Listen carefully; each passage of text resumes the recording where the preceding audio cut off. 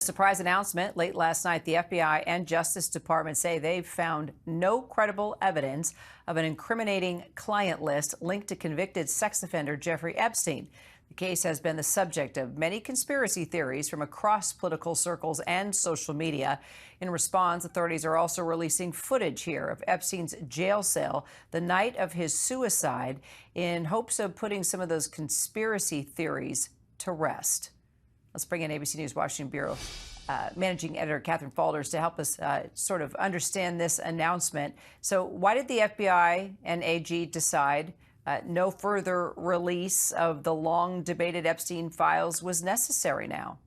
Well, it's a good question, Kira. And this letter, this memo came out late Sunday night. And the reality here is, and you showed a little bit of that footage that they released that purportedly allegedly it says that part of its review, officials say that video further confirms that Epstein died by suicide when in custody in Manhattan in jail in 2019. Now, this obviously raises a lot of questions here. The memo is likely and has generated some outrage among those who have claimed Epstein's known high-profile associates could be implicated in his crimes. Now, according to the FBI and DOJ review, no further charges are expected in connection with their probes into Epstein. But it does raise a lot of questions because Attorney General Pam Bondi previously promised the public release of scores of records associated with federal probes into Epstein, though in recent interviews, she has claimed the delay was attributed to tens of thousands of videos within the FBI's possession showing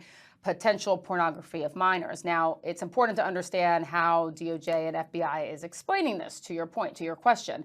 In explaining their specific determination not to release further records from the investigation, the DOJ memo specifically states that one of the government's, I'm going to read this quote, highest priorities is combating child exploitation and bringing justice to victims. The memo then adds perpetuating unfounded theories about Epstein serves neither of those ends. So that's their justification for not releasing any more material. Of course, it raises multiple questions as to exactly why they're not releasing more, particularly from many who have suggested that there is some client list. Of course, DOJ and FBI are saying that doesn't exist and they want to move on from this.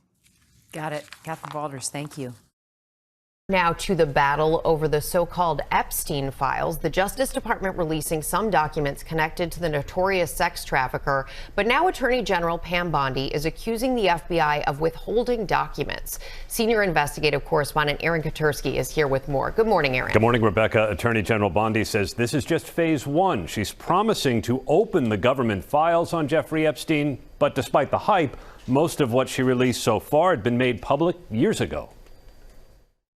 Overnight, the Justice Department releasing material about the late sex offender Jeffrey Epstein, including a 3-page evidence list cataloging what investigators obtained while searching his New York mansion and private Caribbean island. Among the items listed, a photo album of Girl and Epstein, a bag containing one set of copper handcuffs and whip, along with dozens of computers, hard drives, and recording devices, and a folder containing LSJ logbook, a reference to Epstein's island, Little St. James.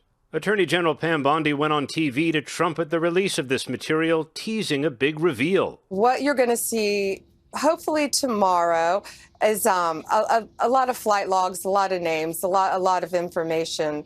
But it's pretty sick what that man did. But much of the material had been circulating in the public domain for years, including pilot logs from Epstein's plane and his so-called black book of names and addresses. Several conservative media figures were given early access during a visit to the White House, showing off binders and posing for pictures, some later posting how underwhelmed they were. Epstein died by suicide in jail before he could be tried on sex trafficking charges. His former paramour, Ghislaine Maxwell, was convicted and is now considering an appeal to the U.S. Supreme Court. Attorney General Bondi is promising to release more documents after a review to protect the identities of victims, guys. Okay, thanks very much.